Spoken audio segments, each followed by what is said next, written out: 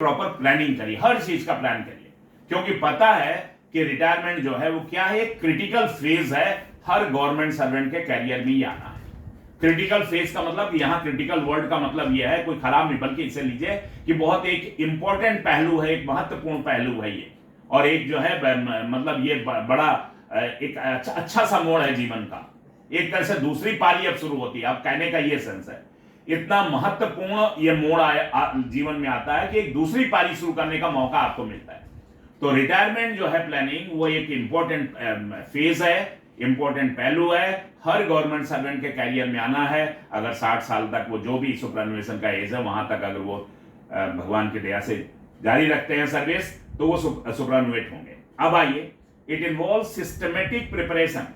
इसके लिए क्या चाहिए, जरूरत किस बात की है कि इसमें जो है रिटायरमेंट में एक सिस्टमेटिक प्रिपरेशन चाहिए, एक बहुत ही स्ट्रक्चर्ड मैनर में जो है गाइडलाइंस है उसके हिसाब से जो है बहुत ही क्रमबद्ध तरीके से जो है इसकी तैयारी करनी चाहिए, ताकि किस चीज के लिए क्या उद्देश्य लेकर के, to ensure financial security.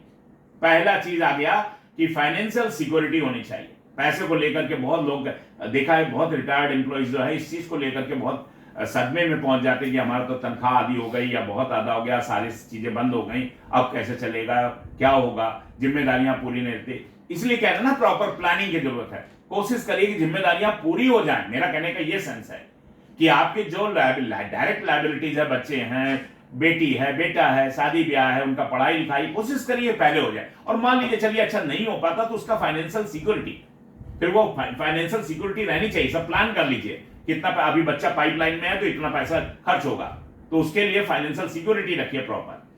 Completion of departmental formalities, departmental जो फॉर्मेलिटीज है उसको सही ढंग से पूरा करिए, ये जरूरत है सिस्टमेटिक प्रिपरेशन में। और तीसरी क्या जरूरत है, मेंटल रेडीनेस, कि कब, post retirement, mental readiness of life post retirement. तो these are the three things जो इसमें इन्वॉल्व होता है सिस्टमेटिक प्रिपरेशन में। First, to ensure financial security, पैसे से मजबूत रहिए, हाथ किसी भी मौके पे खाली ना होना पाए। ये ना हो कि बहुत वीक हो जाए तो वो बीमार तो पहले ही पड़ जाएंगे आप, कि लड़का भी साथ नहीं दे रहा, कमा रहा, एक पैसा नहीं दे रहा, आप मांग रहे हैं, मांगना ना पड़े, मांगने की क्या जरूरत है।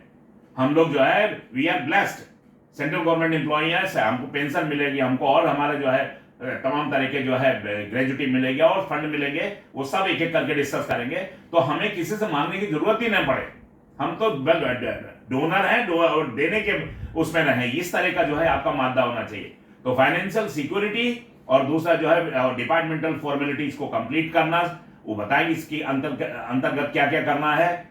और तीसरा, मेंटल रेडीनेस फॉर लाइफ। आप कहेंगे सर ये आप केवल बता रहे हैं, इसमें करना क्या होगा, वो भी बताएंगे, उसकी भी पीपीटी है कि मेंटल रेडीनेस को कैसे जो है रेडी करना है लाइफ के लिए पोस्ट रिटायरमेंट, यानी रिटायरमेंट के बाद का।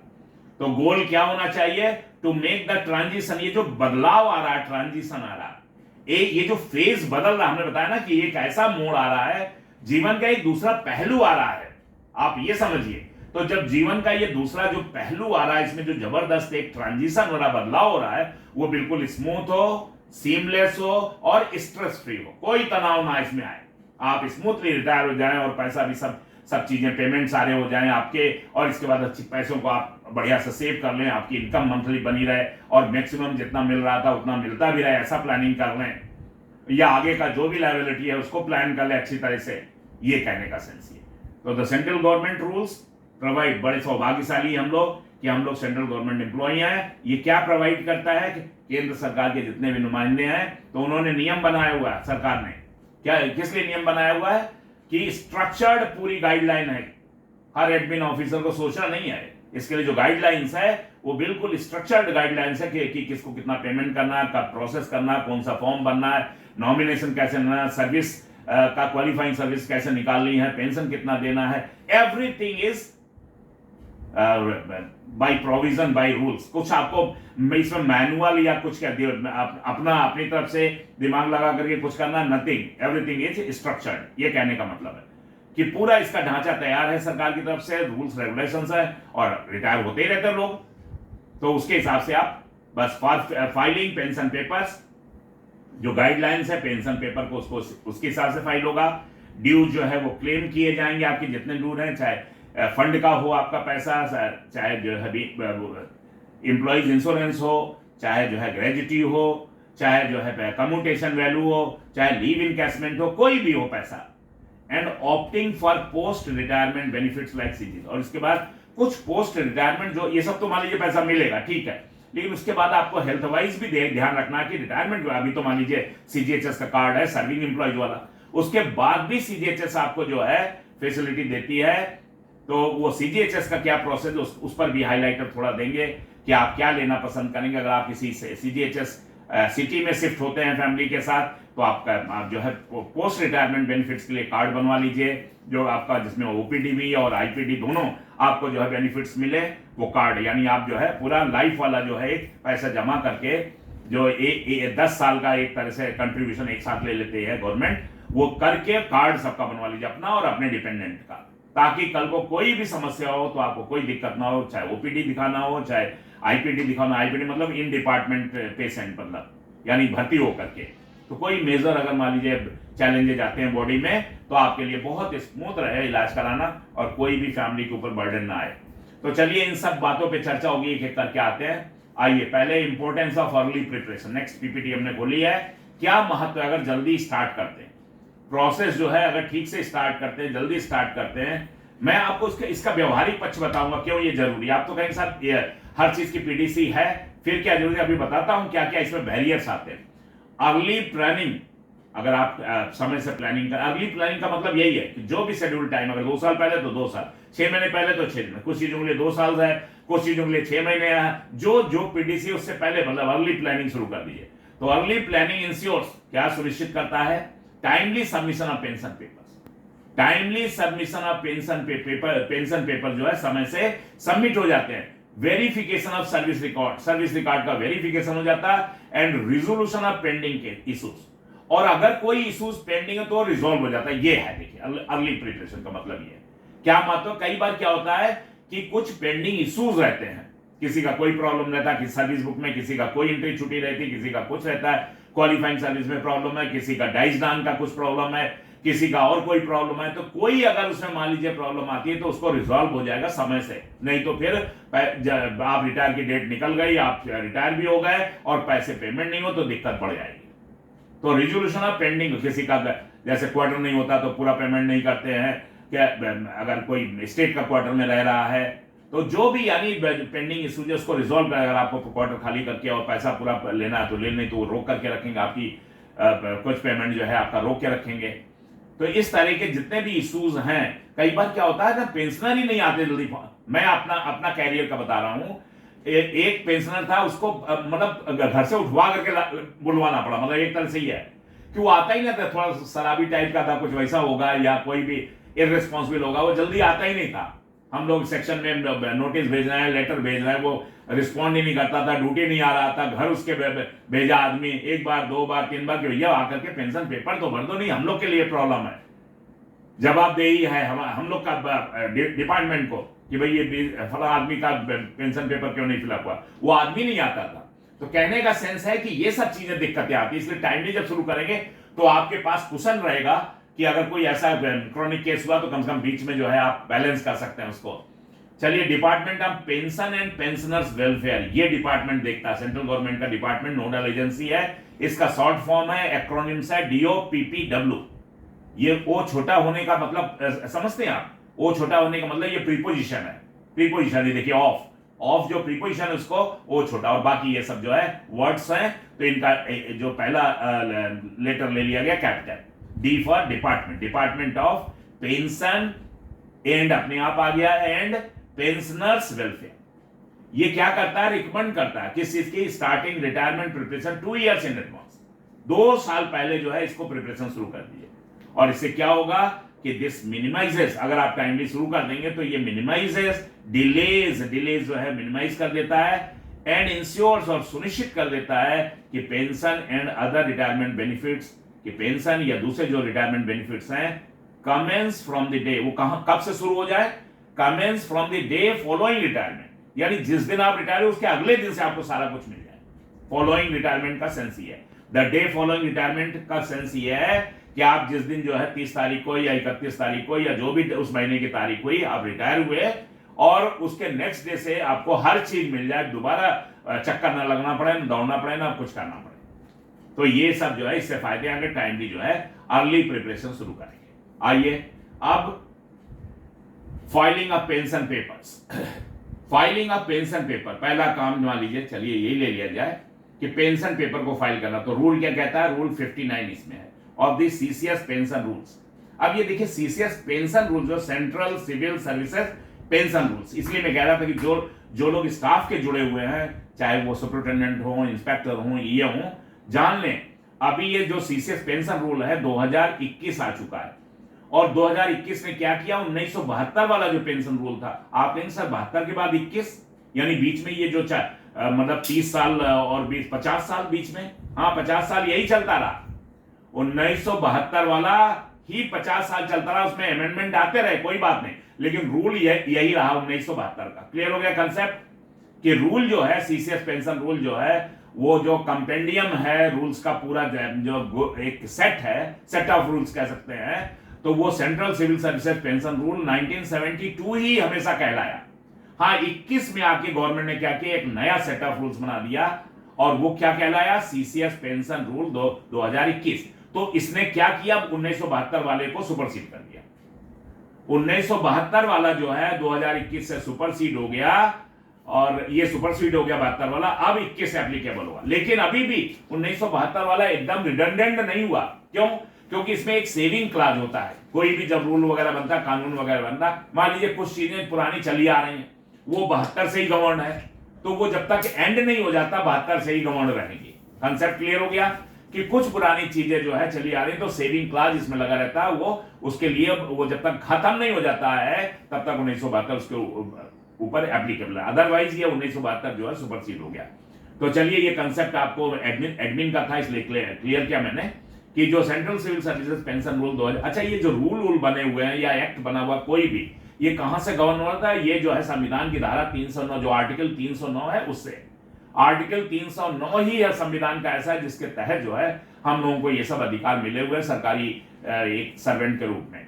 तो आइए सेंट्रल सिविल सर्विसेज 2021 मैंडेट्स, क्या ये आदेश देता है, ये रूल हमें क्या बताता है, submission of paper 6 month before, retirement के 6 महीने पहले जो है आपको पेंशन पेपर सबमिट करना है। और इसमें किसकी जिम्मेदारी, हेड ऑफ ऑफिस। इसमें हेड ऑफ ऑफिस को जिम्मेदार ठहराया गया है कि आप प्रोसेस करिए, मस्ट असिस्ट करिए, सहायता दीजिए किसको, रिटायरिंग ऑफिसर को। इसलिए मैं बता रहा हूं, मैं हेड ऑफ ऑफिस के बिहाफ में काम करता था, तो मुझे बार बार उस आदमी को मैसेज भेजना पड़ता था कि आ जाओ भैया पेंशन पेपर तुम्हारा साइन कर दो, ये कर दो, भर दो। वो आदमी कभी गायब रहता था, कभी घर आदमी को भेजा, मैसेज भेजा, नहीं आता था। तो क्यों? क्योंकि ये हेड ऑफ ऑफिस की पर्सनल एक तरह से रिस्पॉन्सिबिलिटी होती है। मस्ट असिस्ट के हमें असिस्ट करना ही करना है, इसमें मे असिस्ट नहीं है कि उसकी जिम्मेदारी से पेंशन लेना कि लेना नहीं लेना है, ऐसा नहीं कह सकते आप। If you are acting as a head of office या उनके बिहाफ में काम कर रहे हैं तो आपका ये मस्ट असिस्ट, आपको असिस्ट करना ही होगा। किसको? द रिटायरिंग ऑफिसर, जो स्टाफ ऑफिसर रिटायर हो रहा है, किसमें उसकी मदद करनी है, in preparing form 5 and form 7।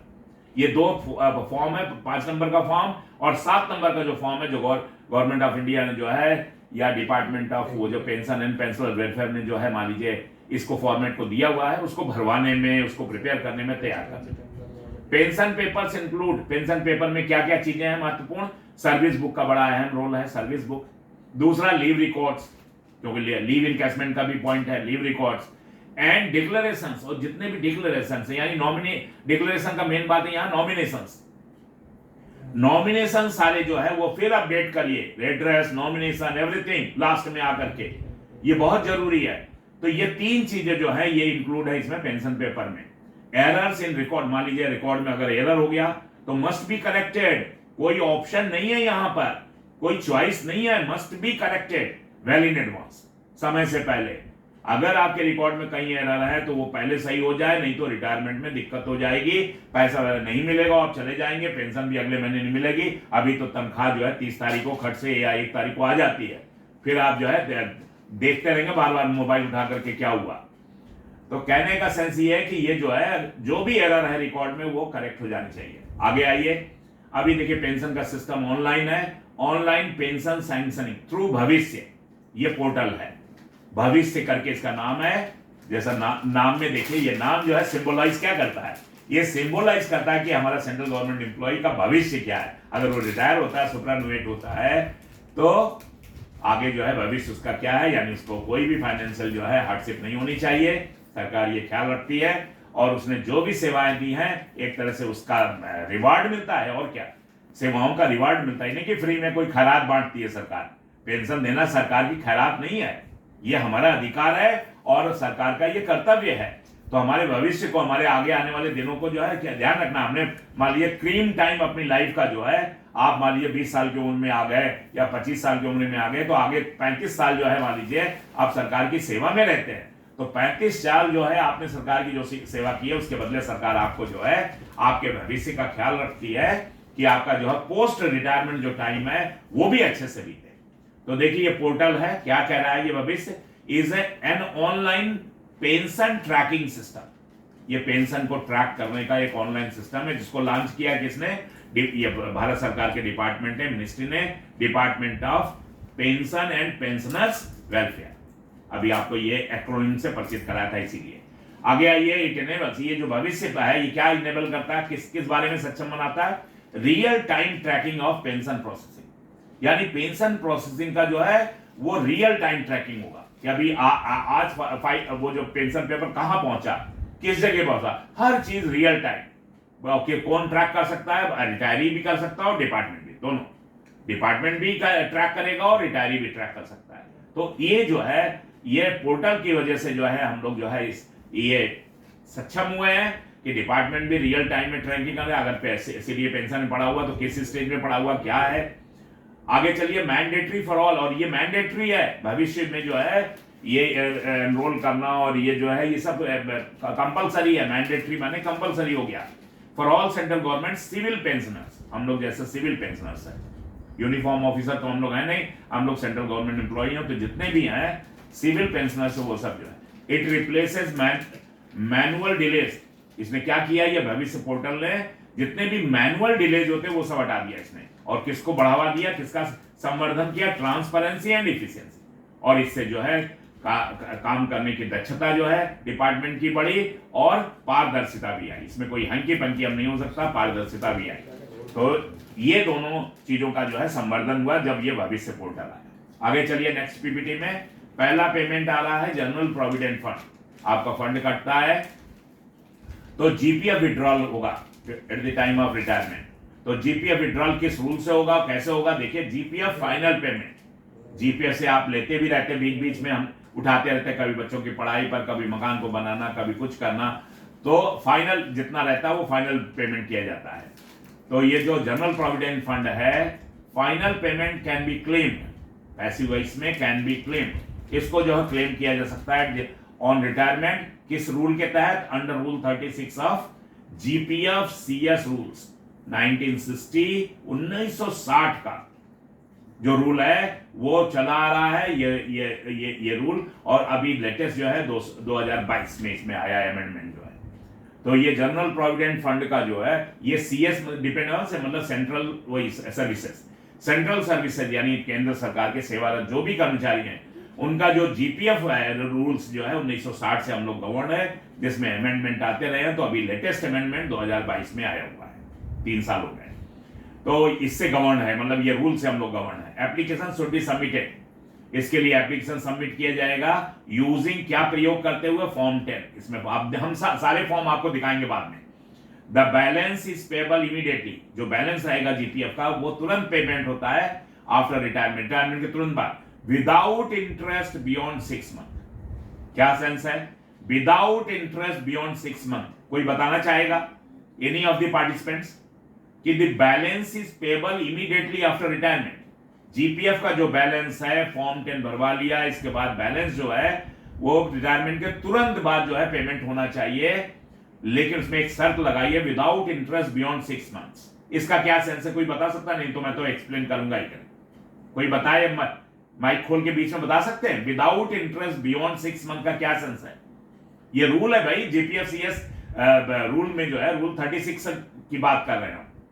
इसमें कहता ये है कि अगर 6 महीने के अंदर आपका जो है पेमेंट होता है तो आपको इंटरेस्ट मिलेगा। अगर मान लीजिए आप रिटायर हो गए और 2 महीने बाद पेमेंट आपका आया, कौन सा, जीपीएफ के बैलेंस का, तो आपको इंटरेस्ट लायबल है, मतलब गवर्नमेंट देगी इंटरेस्ट, आप ले सकते हैं। और अगर 6 महीने से ज्यादा हो गया तो इंटरेस्ट नहीं मिलेगा। 6 महीने के बियॉन्ड इंटरेस्ट नहीं देगी सरकार, पता नहीं किस कारण से रुका हुआ, क्यों रुका हुआ पैसा। तो यानी जो है डिपार्टमेंट को क्या करना है, जल्दी से इसको पेमेंट करना है। ये विदाउट इंटरेस्ट बियॉन्ड 6 मंथ का मतलब हो गया, यानी 6 महीने के बियॉन्ड इंटरेस्ट नहीं मिलेगा, 6 महीने के अंदर आपको इंटरेस्ट मिलेगा। मान लीजिए अभी रिटायरमेंट के 2 महीने हुए तो 2 महीने का आप इंटरेस्ट आपको मिलेगा इस पर, ये नियम है। पार्शियल विड्रॉल्स, आपको ये बताया था कंसेप्ट के बीच में भी, पार्शियल विड्रॉल जो है हाउसिंग के लिए, एजुकेशन के लिए, मेडिकल नीड्स के लिए और also allowed before retirement. Retirement के बीच बीच में हम लोग जो है 75% या 90% के जो भी रूल है डिपार्टमेंट का, नॉर्मली जितना आपका पैसा है उसका 75% तक जो है मैक्सिमम आप ले सकते हैं, और फिर उसको 12 से लेकर के 60 इंस्टॉलमेंट में वापस भी करना है। तो वो पार्शियल विड्रॉल कहते हैं उसे। और एक पार्ट फाइनल वर्ड है, पार्ट फाइनल विड्रॉल का मतलब होता है वो फिर वापस नहीं करना, लेकिन वो रिटायरमेंट किससे कुछ समय पहले ही पार्ट फाइनल ले सकते, उससे पहले नहीं ले सकते। उससे पहले जो भी पार्शियल विड्रॉल परमिटेड है, तो आइए वो डिटेल में चर्चा हो जाएगी कि आपको जो है बीच बीच में अगर लेना है, मान लीजिए अभी आपका सर्विस जो है 20 साल का हुआ, 30 साल का हुआ, अभी रिटायरमेंट 10 साल है या 5 साल है, 7 साल है, तो आप जो है कोई नीड है हाउसिंग का, एजुकेशन का, मेडिकल नीड, बीच बीच में आप लेते रहिए। इससे पार्शियल विड्रॉल का नियम है, लेकिन उसको वापस करना पड़ेगा आपको। उसके लिए इंस्टॉलमेंट बनती है 12 से लेकर 60 इंस्टॉल, मैक्सिमम 60 इंस्टॉलमेंट, उसके बियॉन्ड नहीं जाएंगे। तो वो जो है, और एक पार्ट फाइनल वर्ड आता है। पार्ट फाइनल का मतलब है जब आप रिटायरमेंट के नजदीक पहुंचते हैं तो आप पार्ट फाइनल विड्रॉल ले सकते हैं, कि मतलब फिर आपको नहीं देना है वो। अगर आपने जो मान लीजिए उसमें से 50% निकाल लिया किसी, तो वो अलाउड है, फिर वो नहीं।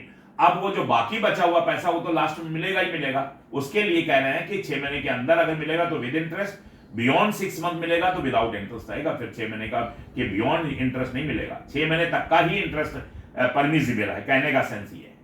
आइए इस चीज को हम अलग से पीपीटी के माध्यम से समझाएं कि जो सेंटेंस लिखा हुआ है नेक्स्ट पीपीटी में देखिए, the balance is payable immediately after retirement without interest beyond 6 month. इसका क्या तात्पर्य है? तो इसका तात्पर्य यह है, जैसा मैंने बताया कि balance payable immediately after retirement. जो बैलेंस है जीपीएफ का वो रिटायरमेंट के तुरंत बाद होना चाहिए।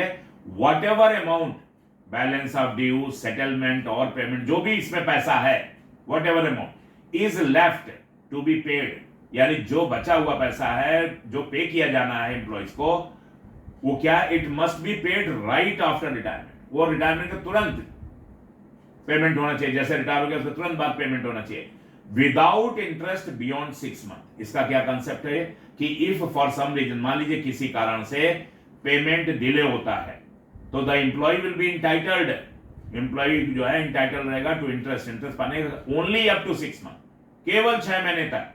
मान लीजिए 3 महीने पेमेंट है, 3 महीने का आप यानी अप टू 6 मंथ तक ही इंटरेस्ट जो है एप्लीकेबल है। इसके बियॉन्ड आपको जो है इंटरेस्ट, मान लो साल भर बाद वो किसी कारण से रुका रहा, पैसा नहीं मिला किसी कारण से, हाइपोथेटिकली समझ लीजिए, तो 1 साल हो गया तो अब 1 साल का आपको इंटरेस्ट नहीं मिला, केवल 6 महीने तक का आप इंटरेस्ट जो है आप इंटाइटेड है। After 6 month from the date of retirement, date of retirement के 6 मंथ के बियॉन्ड नो फर्दर इंटरेस्ट, कोई फर्दर इंटरेस्ट जो है विल बी पेड, नहीं दिया जाएगा ऑन द पेंडिंग अमाउंट, जो अमाउंट पेंडिंग है, even if the delay continues. अगर डिले कंटिन्यू करता है तो इंटरेस्ट नहीं मिलेगा, केवल अप टू 6 मंथ तक जो है आपको इंटरेस्ट मिलेगा। मान लीजिए 4 महीने बाद ये पैसा आता है तो 4 महीने का इंटरेस्ट जो है आपका क्लेम कर सकते हैं। इन शॉर्ट, संक्षेप में, अगर इस चीज को इस वाली लाइन को थोड़ा ट्रिकी लाइन थी इसलिए मैंने एक्सप्लेन किया है कि अगर इसको कुछ संक्षेप में समझा जाए तो the balance must be clear. तो जो भी बैलेंस है जीपीएफ का वो तुरंत जो है इसको रिटायरमेंट के बाद देना चाहिए। रिटायरमेंट हो गया 1 हफ्ते, 10 दिन, 15 दिन, जो भी तुरंत दे दीजिए। 1 हफ्ते में दे सकते हैं, अच्छी बात, 10 दिन में दे सकते हैं, 15 दिन में। If there is a delay, अगर डिले होता तो the employee can get interest, तो एम्प्लॉय को इंटरेस्ट मिलना चाहिए। मान लीजिए 1-2 महीने हो गया तो दीजिए 1 महीने का जो भी इसका इंटरेस्ट बनता है, but only for a maximum of 6 month, लेकिन इंटरेस्ट केवल मैक्सिमम 6 मंथ का होगा। आफ्टर दैट, उसके बाद नो इंटरेस्ट विल एक्रू, कोई इंटरेस्ट जो है एक्रू नहीं होगा। एक्रू नहीं होगा मतलब कोई इंटरेस्ट जो है वो जुड़ेगा नहीं मिलेगा। क्लियर हो गया ये बात मेरे ख्याल से। अब आइए next PPT, gratuity entitlement. Gratuity जो है ये क्या है, सहायतार्थ धन, ग्रेजुटी को बोलते हैं हिंदी में सहायतार्थ धन। यानी सरकार जो है चाहती है कि आपको एक पैसा मिल जाए आपके सर्विस जो आपने दी है, सेवाएं दी हैं उसका, तो एक तरह से सर्विस बेनिफिट्स में यही है, मेजरली इसे सर्विस बेनिफिट्स कह सकते हैं। तो ग्रेजुटी इज पेड, ग्रेजुटी जो है पे की जाती है अंडर किस रूल में, पहले तो रूल समझ लीजिए, central civil services pension rules, वही 2021 अभी आ गया नया, and payment of gratuity act. अब ये एक्ट है, कानून है, वो कब का है, 1972 का, 72 का। तो देखिए पेमेंट ऑफ ग्रेजुटी एक्ट 1972 का आज भी चला आ रहा है। इसमें एक अमेंडमेंट इशू हुआ इस एक्ट में, जिसे अलग से कहते हैं payment of gratuity amendment act 2018। तो ये दोनों जो है ये पढ़ा जाएगा साथ में, payment of gratuity act 1972, read with का मतलब इसे किसके साथ पढ़ा जाए, payment of gratuity amendment act 2018। तो कानून आप लोग जानते हैं ये कानून है, एक्ट है, पार्लियामेंट ने इसे पास किया हुआ है। और रूल्स और एक्ट में क्या डिफरेंस है, आप कहेंगे सर यहाँ रूल्स लिखा है यहाँ एक्ट लिखा। तो देखिए रूल्स जो है ये मान लीजिए गवर्नमेंट बनाती है, मिनिस्ट्री बनाती है, डिपार्टमेंट बनाता है, डिपार्टमेंट ने रूल बनाया, डीओपीटी मान लीजिए रूल बनाया सेंट्रल गवर्नमेंट एम्प्लॉयज के लिए, ये central civil services pension rules 1972 का था, अभी 2021 किया है, सेट ऑफ रूल्स पूरा चेंज कर दिया, सुपरसीड करा दिया उसको। तो अभी अब 1972 नहीं बोलेंगे, आप बोलेंगे 2021। हाँ कोई केस चला आ रहा है 1972 का, और उसमें जो है अभी 1972 वाला ही क्लाज जो सेविंग क्लाज है वो एप्लीकेबल है, तो बस उस केस को छोड़ दीजिए, बाकी अभी 1972 नहीं बोले, अभी ये 21 हो गया 2021। तो central civil services pension rule 2021, ये तो रूल्स है, ये रूल्स है, ये डिपार्टमेंट ने बनाया हुआ है, सेंट्रल गवर्नमेंट एम्प्लॉयज के लिए डीओपीटी ने बनाया हुआ है। और ये जो है या फिर मिनिस्ट्री ऑफ फाइनेंस भी इसमें इन्वॉल्व है। और पेमेंट ऑफ ग्रेजुटी एक्ट ये कानून है, एक्ट का मतलब है पार्लियामेंट में ये आया मामला, और वो लोकसभा, राज्यसभा और महामहिम राष्ट्रपति महोदय का एसेंट था, पूरा ये कानून बना 1972 का ये चला रहा है। इसमें एक अमेंडमेंट 2018 में फिर पार्लियामेंट ने किया, तो ये अमेंडमेंट जो है पेमेंट ऑफ ग्रेजुटी अमेंडमेंट है, ठीक है। अब आइए इसको कैलकुलेट कैसे करते हैं ग्रेजुटी, देखिए बड़ी इंपॉर्टेंट चीज है ग्रेजुटी, और थोड़ा अच्छा अमाउंट है, 25 लाख तक का आपको मिलता है। इट इज कैलकुलेटेड, इसको कैलकुलेट किया जाता है कैसे, लास्ट बेसिक पे जो आपका है, आप पे मैट्रिक्स में जो है 1 से लेकर 18 के बीच में जो लास्ट बेसिक पे है, जिस उसमें लेवल में है और जो ब्लॉक है आपका, तो वो रखेंगे इनटू 15/26। अब आप कहेंगे सर ये क्या फॉर्मूला 15/26, इसको 1/2 भी आप समझ सकते हैं। ये 26 इसलिए लिया कि महीने कुछ 31 के होते हैं, कुछ 30 के होते हैं, कुछ 28 का होता है, कुछ 29 का भी होता है फरवरी। तो ये सब अवॉइड करने के लिए कि भाई उन्होंने 15/26 कर दिया है एक, यानी हाफ से जो है अगर ये 30 होता तो 1/2 होता पूरा पूरा, तो थोड़ा सा माइनर सा प्लस है ये। तो कहने का सेंस ये, इसको 1/2 ही समझिए आप, लास्ट बेसिक पे उसका आधा करिए और कंप्लीटेड ईयर्स ऑफ सर्विस, और जितना सर्विस जो है कंप्लीट किया हुआ है उसको मल्टीप्लाई करिए, तो मैक्सिमम 25 लाख की इसमें कैपिंग लगा रखी है सरकार ने। अभी एज पर लेटेस्ट जो रूल्स आए हुए हैं या इंस्ट्रक्शंस आए हुए हैं, पहले 20 लाख था हमारे टाइम में जब हम 2019 में, तो अभी ये शायद 2000 जो है 24 में आया है, 1/1/2024 या 1/1/2024 से जो है 25 लाख हुआ है ये। तो ये जो है अभी कैपिंग की हो, कैपिंग माने मतलब इस पे एक लगा दिया उन्होंने कट ऑफ, इससे ज्यादा नहीं हो सकता, चाहे जितना कैलकुलेशन आए मिलेगा इतना। एम्प्लॉइज मस्ट सबमिट फॉर्म 12, इसमें फॉर्म 12 एक सबमिट किया जाता है 12 नंबर का फॉर्म, जिसमें ग्रेजुटी सैंक्शन होती है।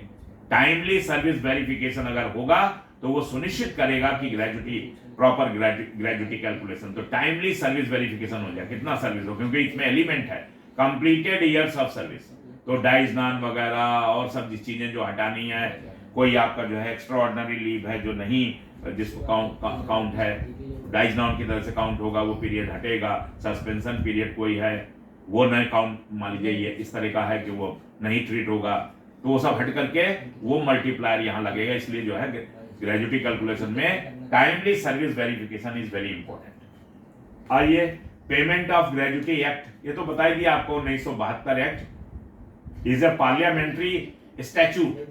जब एक्ट जिसमें भी लगा हुआ है तो ये पार्लियामेंट्री स्टैट्यूट, स्टैट्यूट का मतलब है ये कानून है, पार्लियामेंट ने बनाया, ये कानून है। और अमेंडमेंट जो किया है एक बार 2010 में किया था, एक बार 2018 में किया। Are just like changes to the same act. इसी एक्ट में 2 अमेंडमेंट हो चुके हैं, तो अभी 2018 फाइनल है, यानी एक्ट तो 1972 का आज भी एप्लीकेबल है ग्रेजुटी का, और उसमें एक अमेंडमेंट है 2018 का। So the original act of 1972 continues. इसमें 72 का एक्ट चला आ रहा है, ओरिजिनल एक्ट किसका, ग्रेजुटी वाला एक्ट बता रहे हैं, पेमेंट ऑफ ग्रेजुटी एक्ट जिसे कहते हैं, वो चला आ रहा है विद अमेंडमेंट्स कंसोलिडेटेड, जिसमें जो अमेंडमेंट है 2018 का और 2010 का, इसको भी उसमें ऐड कर लीजिए, इसको रीड विद करिए इस 1972 के कानून को इन दोनों अमेंडमेंट के साथ, बस ये कहने का सेंस है। अब लेकिन पेंशन रूल में ऐसा नहीं है। देखिए सीसीएस पेंशन रूल 1972, यहां एक्ट नहीं लिखा हुआ, यहां रूल्स लिखा हुआ। तो ये क्या है, ये सेट ऑफ रूल्स है जो फ्रेम किया गया अंडर आर्टिकल 309। जो आर्टिकल 309 है हमारा संविधान की धारा, उसके तहत 2021 में क्या किया, सरकार ने एक नया सेट ऑफ रूल्स इशू किया, new set of rules called CCS pension rule 2021, जिसको कि central civil services pension rules 2021 कहते हैं, विच सुपरसीडेड, जिसने क्या किया, सुपरसीड कर दिया 1972 को, 1972 के रूल्स को supersede, except for saving provision. यही है, एक्सेप्ट फॉर सेविंग प्रोविजन का मतलब है कि इसमें एक प्रोविजन रहता है कि भाई कोई अगर इससे गवर्न चला आ रहा केस पुराना, तो वो फिर इसी से गवर्न होगा। The 1972 rules are no longer in force.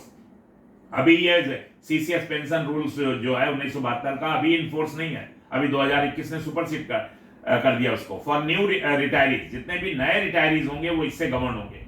They apply only to cases, ये जो 1972 वाला केस उन केसेस में अप्लाई होगा वेयर सेविंग क्लासेस से, सो जहां पर ये सेविंग क्लासेस ऐसा कहते हैं। For example, if some proceedings started under the 1972 rules, मान लीजिए कोई प्रोसीडिंग्स जो है 1972 वाले रूल से शुरू हुआ, सीसीएस पेंशन रूल 1972, तो दे में कंटिन्यू अंडर दोज प्रोविजंस, तो वो जो है कंटिन्यू करेंगे इन प्रोविजंस के तहत। बाकी नया हो गया, सुपरसीड हो गया, अब 2072 का 1972 का नहीं 2021 का नाम चलेगा, सीसीएस पेंशन रूल्स 2021। डिफरेंस समझ में आ गया।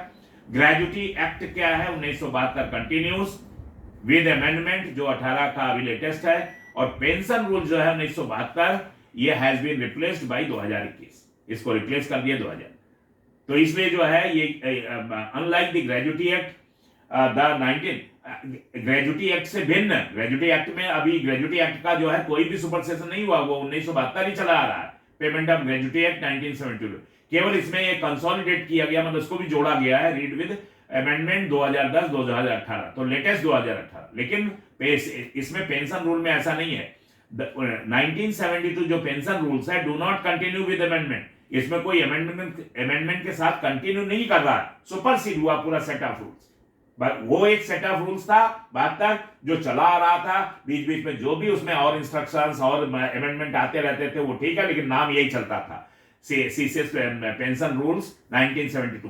अब आके गवर्नमेंट ने 2021 में नया कर दिया है, तो वो उसने सुपरसीड कर दिया, तो they are superseded by a fresh rule book, एक नया रूल बुक ले आए हैं 2021 का, जिसे कहते हैं central civil services pension rule 2021। Concept clear हो गया अभी अच्छी तरह से ये दोनों। अब आइए leave encashment rules. Leave encashment rules में क्या है, ये क्या है, छुट्टी का पैसा। देसी भाषा में आप समझिए कि आपको अर्न लीव मिलती है 30 हर साल, थोड़ा खर्च करते हैं, थोड़ा बताते हैं, आप बचाते हैं, आपको पता है कि अच्छा खासा अमाउंट रिटायरमेंट के टाइम में इस पे मिलेगा, तो आप छुट्टियां बचाते रहते हैं। तो इसका मैक्सिमम कैपिंग करिए 300 दिन आप जो है इकट्ठा कर सकते हैं लीव इनकैशमेंट। तो ये भी एक देखिए वेलफेयर मेजर्स है, सरकार के तमाम वेलफेयर मेजर्स है कि भाई अपने एम्प्लॉय हमारा रिटायर हो रहा है, अब पोस्ट रिटायरमेंट उसका केयर कैसे करेंगे, तो उसके लिए उन्होंने क्या किया कि भाई आप छुट्टी बचाते रहिए, आपको एक लमसम अमाउंट मिल जाएगा। तो leave encashment is allowed up to 300 days of earn leave on retirement, और ये एग्जम्प्ट है, इनकम टैक्स नहीं लगता इस पे, चाहे जितना पैसा बने, ये जितना भी है आपका सब एग्जम्प्ट है। जो कम्यूटेशन वैल्यू है उसका पैसा जो मिलता है, ग्रेजुटी जितना मिलता है 25 लाख जो है, और ये इनकैशमेंट जितना भी छुट्टी पैसा मान लीजिए 10 लाख बनता है या 15 लाख बनता है, it is exempt from income tax. Income tax से इस पे छूट है एज पर सेक्शन 10 और with in the bracket 10AA of the income tax act of for government employees. It is disbursed, ये डिसबर्स किया जाता है किसके साथ, अलॉन्ग विद फाइनल सेटलमेंट, जब ड्यूज के फाइनल सेटलमेंट हो जाते हैं, and does not affect pension calculation. और ये जो है इसमें पेंशन कैलकुलेशन को इफेक्ट नहीं करता है, पेंशन अलग चीज है, उसका कैलकुलेशन होता था। इसमें जो है लीव इनकैशमेंट जो है, लीव की छुट्टियों का पैसा जो बचा हुआ है वो है। अब आइए इसमें एक कंसेप्ट और बताना है मुझे लीव इनकैशमेंट में, वो पीपीटी है नहीं क्योंकि लंबा ये लेक्चर है। जैसे मान लीजिए किसी के पास 300 दिन का अर्न लीव नहीं है, जिस दिन वो रिटायर हो रहा है उसके पहले वो पाता है कि उसके पास जो है मान लीजिए 280 दिन हील है, तो अब लेकिन उसके बाद एचपीएल जो है उसके बाद 300 है, 300 अर्न लीव नहीं है, अर्न लीव है 280 दिन, एचपीएल उसके पास मान लीजिए 300। तो ये नहीं है कि 300 हाफ पे लीव है तो इधर जो है वो 20 जो ये कमी हो रही है ईएल की, वो इधर से ले आए, तो उधर तो 300 पड़ी हुई है, तो वो दूना करके उसे मान लीजिए 20 है, 40 इधर जुड़ जाएंगे। नहीं, ऐसा नहीं होगा, यानी आपको इनकैशमेंट कम मिलेगा। फिर कितने का मिलेगा, यानी केवल इधर से आप जो है 20 जब लाएंगे तो आधा पैसा मिलेगा। 20 अगर एचपीएल आपने जोड़ दिया तो 300 की फिगर तो पूरी हो गई ईएल की, लेकिन जो 20 एचपीएल लेके आए उसमें से तो हाफ ही है ना, हुआ हाफ पे लीव है वो, तो यानी 280 था और 10 इसे 20 लेकर के आए तो 10 दिन का पैसा समझिए पूरा, तो 290 दिन का आपको जो है इनकैशमेंट मिलेगा, 10 दिन का फिर भी शॉर्टफॉल रहेगा। अभी बात समझ में आ गई। तो इस जो है कंसेप्ट में मत रहिएगा कि आपके पास एचपीएल तमाम पड़ी हुई तो वो अर्न लीव को पूरा कर देगी, वो आधा ही केवल पूरा करेगी। अगर आपके पास 200 दिन का जो है वो मान लीजिए ये है आपका ईएल है इनकैशमेंट के लिए at the time of retirement, तो एचपीएल मान लीजिए 500 है, तो यानी कि 500 एचपीएल है और इधर 200 दिन हमारे पास ईएल है, तो वहां से 200 ले आइए तो 100 इधर जो है 300 हो जाए, ऐसा नहीं होगा।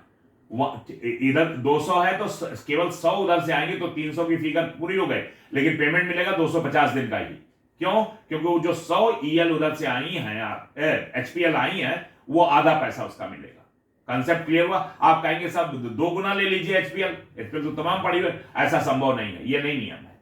यही चीज क्लियर करना था आपको कि आपको फिर जो है अगर 200 दिन ईएल है तो आपको 250 दिन का ही पैसा मिलेगा। अगर आपके पास एचपीएल है सफिशियंट तो 200 मैक्सिमम 250 दिन का पैसा मिलेगा। क्लियर? आगे बढ़े। अब आइए कम्यूटेशन ऑफ पेंशन। ये क्या बोला है भाई? Commutation of pension. कम्यूट जो वर्ड है ना ये इंग्लिश का, इसका मतलब होता है योग, जोड़ना। तो कम्यूटेशन ऑफ पेंशन का मतलब है कि पेंशन के कुछ अमाउंट जो है आप कम्यूट करा सकते हैं, यानी इसको ऐसे देसी भाषा में समझिए कि उसका पेमेंट गवर्नमेंट दे देती है।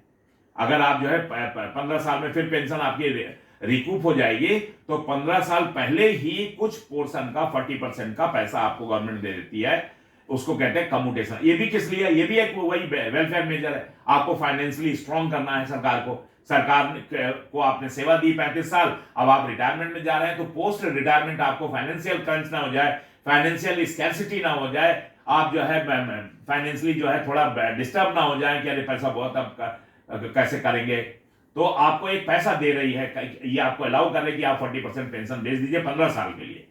तो the commutation of pension figure is calculated.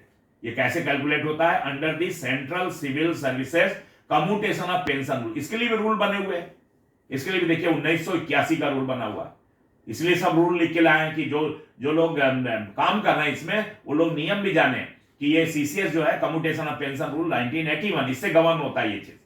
अब इसमें commutation allows the retiree to receive a lump sum पैसा उसे मिल जाए, किसके बदले? इन लिeu ऑफ, बदले ए पोर्शन ऑफ पेंशन। पेंशन का एक पोर्शन जो है वो कितना? मैक्सिमम 40% मैक्सिमम जो है वो बेच सकता है। 60% आप लेते रहिए पेंशन के रूप में, 40% आप बेच दीजिए। बेचना हो गया, एक तरह से सेल करना हो गया गवर्नमेंट को। Application must be made through form 1A जो है ये फॉर्म है, फॉर्म का फॉर्मेट दिखाएंगे, ये फॉर्म भरना पड़ेगा आपको। The commutation amount is restored, ये जो 40% अमाउंट होगा ये रिस्टोर होगा, दोबारा फिर मिलेगा आफ्टर 15 ईयर, 15 साल बाद। इसमें कोर्ट केस चल रहा है, इसके लिए लेटेस्ट अपडेट बताएं आपको। कोर्ट में लगा हुआ है कई जगह कि भाई ये 15 साल नहीं 11 साल में ही जो है वो पैसा वापस हो जाता है, यानी सरकार जो पैसा देती है उसमें फिर इंटरेस्ट वगैरह जो है लग करके जो उसमें 40% हमारा पेंशन जो है वो जो हर महीने नहीं दे रही है, तो वो 11 साल में उसका पूरा हो जाता है, तो 11 साल बाद ही क्यों नहीं रिलीज कर देती हमें? तो इसका कोर्ट केस चल रहा है, कैलकुलेशन वगैरह सब दिया गया। आप देखिए इस पे क्या गवर्नमेंट डिसाइड, पे कमीशन में क्या डिसाइड होता है। एक और केस लगा हुआ है, वो क्या है कि सर ये जो कम्यूटे एक आप देते हैं कि 80 साल में जो है 20% पेंशन बढ़ जाएगी, ऐसा है ना नियम। 80 साल में पेंशन आपकी 20% बढ़ जाएगी, 85 साल में फिर बढ़ जाएगी 5%, 25 ऐसे बढ़ती रहेगी, और 100 साल में जस्ट डबल हो जाएगी पेंशन जो मिल रही है, उससे जस्ट डबल हो जाएगी।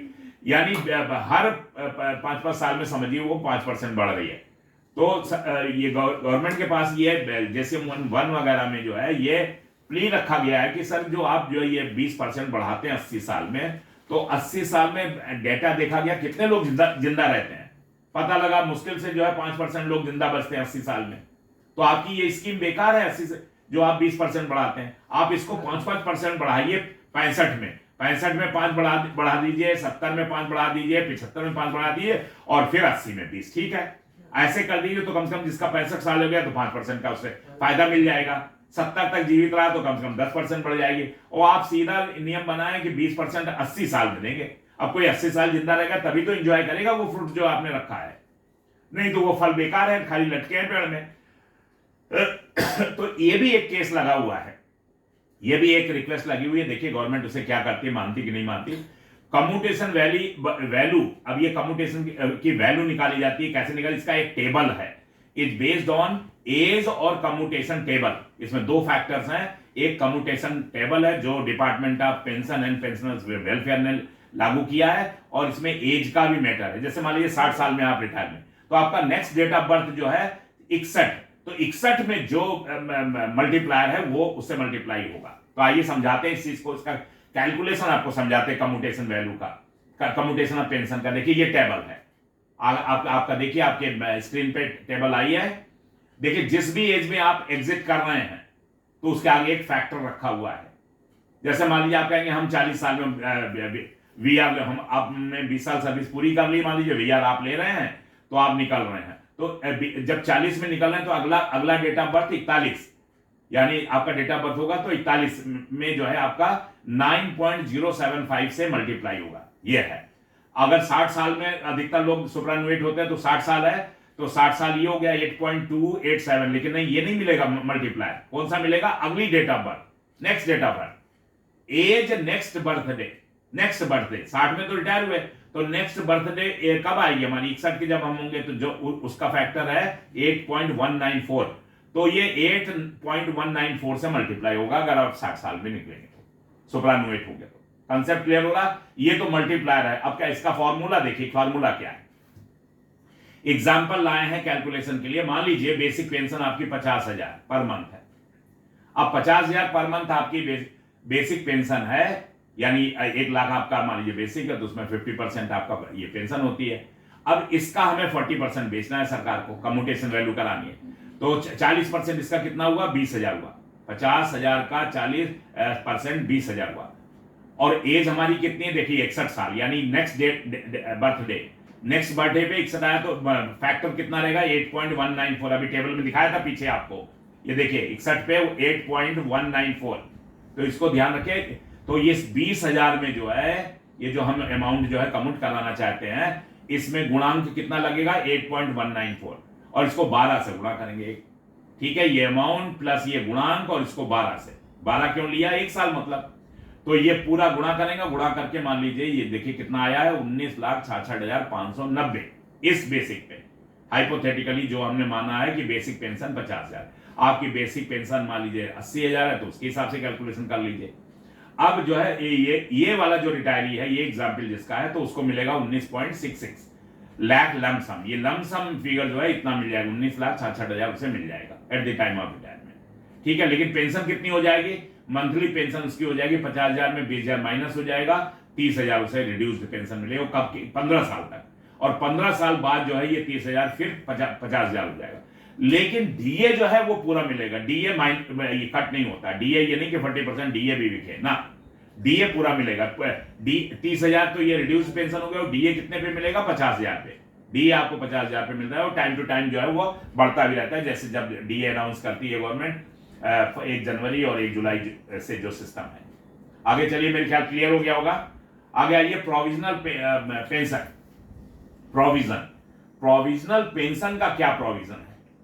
अभी तक तो आप ये देख रहे थे पेंशन, कम्यूटेशन, इनकैशमेंट, ये सब तो हो गया।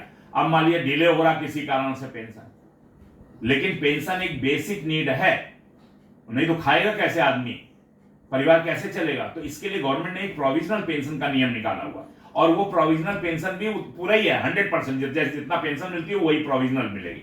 If pension authorisation is delayed, किसी कारण से मान लीजिए पेंशन अथराइजेशन डिले हो रहा है, तो प्रोविजनल पेंशन इज ग्रांटेड। तो प्रोविजनल पेंशन दे दिया जाता है अंडर रूल, किस रूल के तहत, 64 ऑफ सीसीएस पेंशन रूल 2021।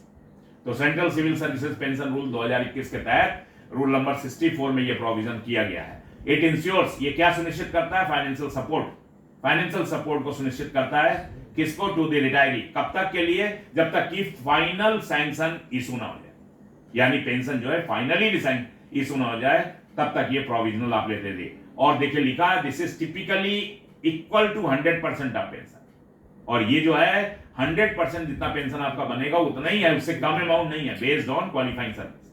आपकी क्वालिफाइंग सर्विस पे आप जो है 100% आपको जितना पेंशन मिलेगा उतना ही प्रोविजनल पेंशन भी है। क्लियर हो गया कंसेप्ट आपको, ये भी एक प्रोविजन जो है गवर्नमेंट ने बना के रखा हुआ है। रिवीजन ऑफ पेंशन ऑर्डर, अब एक बार पीपीओ इशू हो गया तो इसका मतलब ये नहीं कि वो रिवाइज नहीं होगा, प्रोसेस है एक रिवीजन का भी, पीपीओ भी रिवाइज होता है, लेकिन किन किन परिस्थितियों में वो बताएगा कि पीपीओ ऐसे तो रिवाइज होगा नहीं। मान लीजिए कोई इंक्रीमेंट आपको, जैसे हम लोग को जो लोग 1 जनवरी और 30 जून को, ऐसा ना 30 जून को, जो 30 जून या 31 दिसंबर का ऐसे कुछ है, जो लोग रिटायर हुए हैं तो उनको नहीं मिला था, ये 1 साल उनकी सर्विस थी लेकिन उनको इंक्रीमेंट लाभ नहीं मिला।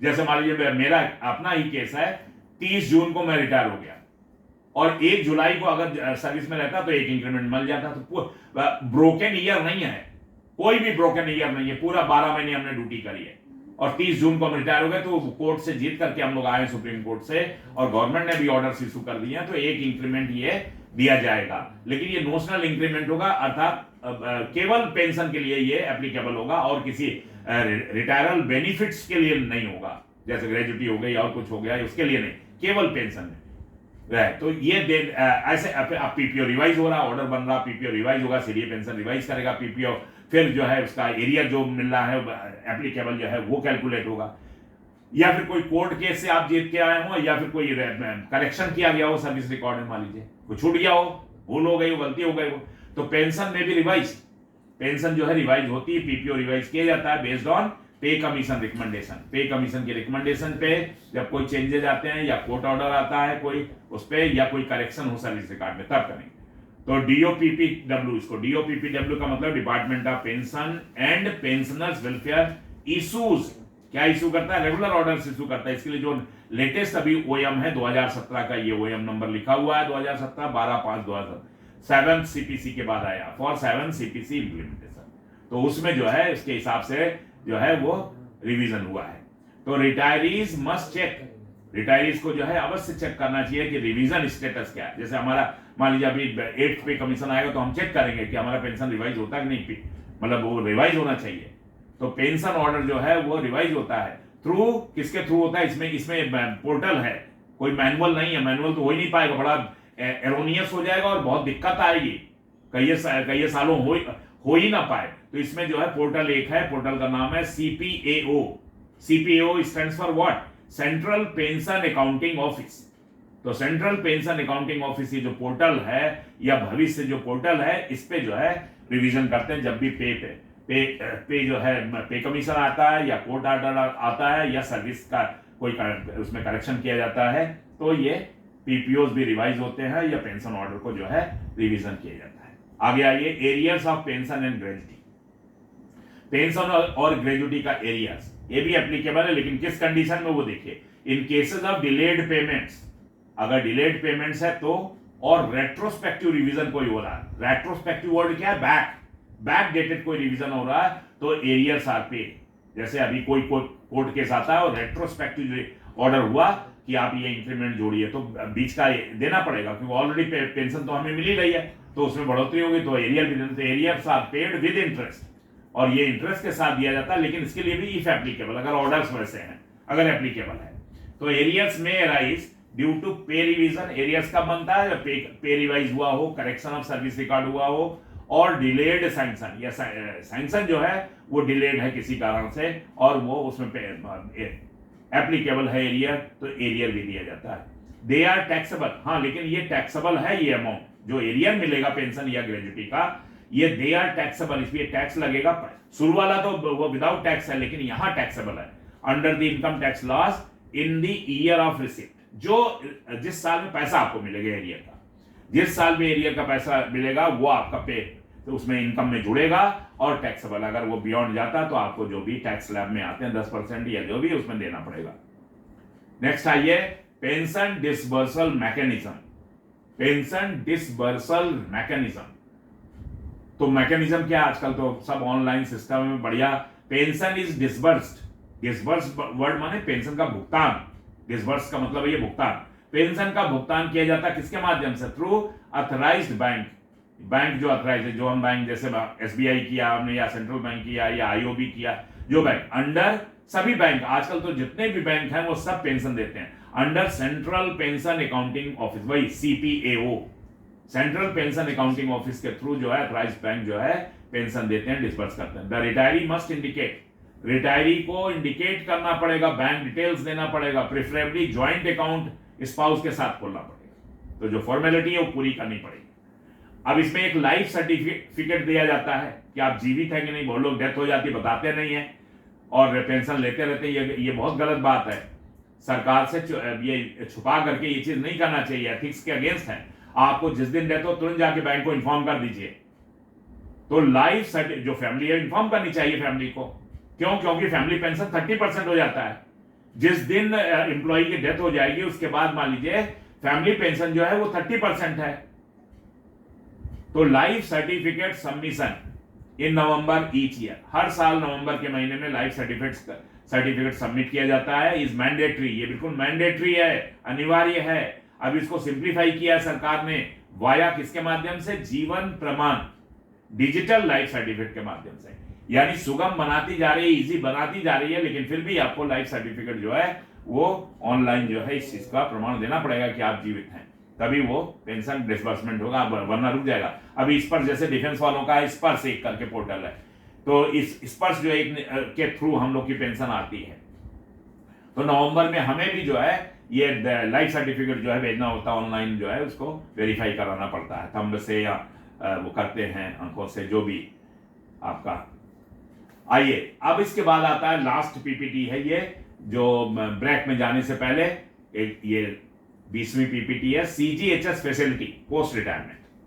अब देखिए प्री रिटायरमेंट तो आप लेते ही हैं सेंट्रल गवर्नमेंट हेल्थ स्कीम की, CGHS stands for central government health scheme जो बनी हुई है, तो उससे हमें मेडिकल फैसिलिटीज मिलती है। सीएसएमए जो है 1944 का, 1944 सीएसएमए वो मदर रूल्स है, मान लीजिए सीएसएमए जो है वो अधिकतर जो है आपको पहले खर्च करिए फिर बाद में पैसा देती है, रीइंबर्समेंट वो स्कीम है और ब्रॉडर कंसेप्ट में है। जो सीएसएमए 1944 और सीजीएचएस 1954 है, ये 54, यानी सरकार ने एक बहुत ही कॉम्प्रिहेंसिव सेंट्रल गवर्नमेंट एम्प्लॉय के लिए स्कीम निकाली है और इसको इसका एक नेटवर्किंग उन्होंने पूरा किया है और लगभग अभी 72-75 जो है शहरों में जो है सीजीएचएस जो है आच्छादित शहर हो गए, वहां पर तमाम नर्सिंग होम्स को उन्होंने नेटवर्क में लेकर के आए हैं और रिटायरीज को जो है कैशलेस बल्कि इलाज की सुविधा यानी बढ़ाती जा रही गवर्नमेंट, और 100 सीजीएचएस सिटीज करने का टारगेट है सरकार का, ये फ्यूचरिस्टिक प्लान बता रहे हैं। तो और जहां नहीं पहुंच पाई अभी सीजीएचएस, तो वहां पर सीएसएमए रूल है 1944 का, यानी आप खर्च करिए और फिर इसके बाद जो है आप पैसा सरकार से लीजिए, रीइंबर्समेंट लीजिए उसका। और नहीं तो आपके आसपास कोई अगर सीजीएचएस आच्छादित कोई शहर है वहां आप चाहें तो आप जो है सीजीएचएस कार्ड बनवा लीजिए, पैसा जमा कर दीजिए, जो उसका फीस है कंट्रीब्यूशन है। तो आइए इस पे चर्चा करते हैं। ये मेडिकल फैसिलिटी बहुत इंपॉर्टेंट है। Retired central government employee can avail CGHS central government health scheme by submitting CGHS card application. आप कार्ड एप्लीकेशन सबमिट कर लिए, क्योंकि पहले वाला जो है वो सर्विंग वाला है, अब रिटायरमेंट वाला नया इशू होगा आपका, उसकी कलर कॉम्बिनेशन भी चेंज है। वो कार्ड तो व्हाइट है लेकिन उसका कलर कॉम्बिनेशन चेंज है, रिटायरीज का जो है अलग रहता है, सर्विंग का अलग रहता है।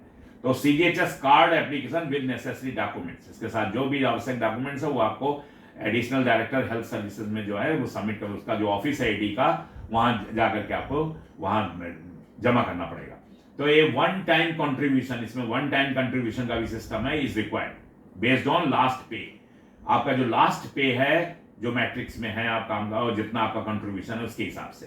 Pensioners can also opt for life time CGHS facilities. आप लाइफ टाइम जो है सीजीएचएस फैसिलिटीज जो है ऑप्ट कर सकते हैं, ये सरकार ने सुविधा दी हुई है। रिसेंट अपडेट अलाउ, अभी जो रिसेंट अपडेट्स आए हैं इस बारे में, वो अलाउ करती है सीजीएचएस कार्ड होल्डर को, यानी जो रिटायरिंग एम्प्लॉइज जो है, retired employees CGHS card holder है, वो अवेल कर सकते हैं टेली कंसल्टेशन। वो टेली कंसल्टेशन भी अवेल कर सकते हैं। अब जो चाहे सर्विंग हो चाहे रिटायर्ड हो, तो टेली कंसल्टेशन अभी ये फैसिलिटी उन्होंने रखी है कि यानी फोन से भी एक्सपर्ट्स को कंसल्ट किया जा सकता है जो सुपर स्पेशलिस्ट है।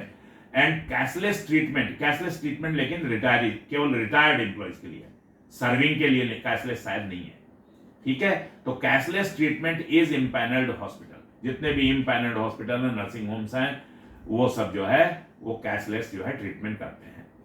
फॉर्मूला क्या है वन टाइम कंट्रीब्यूशन का, वो देख लीजिए, वो आपके लिए कैलकुलेशन भी लेके आए हैं। Formula for one time contribution, one time CGHS contribution कितना देना होगा, 12 महीने का सब्सक्रिप्शन मल्टीप्लाइड इनटू 10। यानी अभी आप जो है जिस उसमें है, मान लीजिए आपका जो है से फॉर एग्जाम्पल 600 रुपया कटता है, तो 600 रुपया हर महीने कटता है, तो उसको 12 से गुणा करिए, 1 साल का हो गया, फिर 10 से गुणा करिए, तो यानी वो जो है तब जाकर के वो लाइफ टाइम आपका जो है हो जाएगा। That is 120 times of monthly subscription. जो मंथली सब्सक्रिप्शन है उसका 120 गुना जो है वो एप्लीकेबल है on the date of retirement based on last pay level. एक पीपीटी और देख लीजिए, फिर मैं अनाउंस करूं, इसका कैलकुलेशन देख लीजिए। अच्छा, कैलकुलेशन इसमें नहीं है। चलिए, अभी ये कंसेप्ट क्लियर हुआ कि 120 टाइम्स जो मंथली सब्सक्रिप्शन है, अगर आपका 600 है या 1000, मान लीजिए आप ऐसे पे लेवल में है, मेरे ख्याल से 1000 है लेवल 11 एंड अबव, ऐसा कुछ है, या लेवल 10 जो भी है, तो 1000 है, तो 1000 का 120 यानी 1,20,000 जमा करना पड़ेगा। ठीक है, कंसेप्ट क्लियर हो गया। तो ये आप जो है लाइफ टाइम के लिए आपका कंट्रीब्यूशन हो जाएगा। तो ये फैसिलिटी जो है पोस्ट रिटायरमेंट जो मेडिकल फैसिलिटी, ये वरदान है, हम ये कह सकते हैं कि आप जो है इसको जरूर से जरूर लीजिए, क्योंकि ये ऐसी है कि किसी समय कितने क्या जरूरत पड़ जाती है, किसी ने कुछ, कभी जा रहे हैं आप, कोई कुछ हो जाता है, एक्सीडेंट हो जाता है, कुछ हो जाता है, तो कम से कम ये एक आपके लिए जो है सुविधा बहुत बड़ी है। आप कैशलेस जो है जाकर के भर्ती हो जाइए, पूरा ट्रीटमेंट होगा, आपको खाली कार्ड जमा करना है और इसके बाद जो है वो बिल पे साइन कराएंगे, आप साइन कर दीजिए देख करके, और वो सीजीएचएस से पैसा अपना लेते रहेंगे, आपका कोई बॉदरेशन नहीं है पैसे का। तो चलिए आइए इसी पीपीटी के साथ ब्रेक लेते हैं 10 मिनट का। सर ना मुझे सुन रहे हैं ना?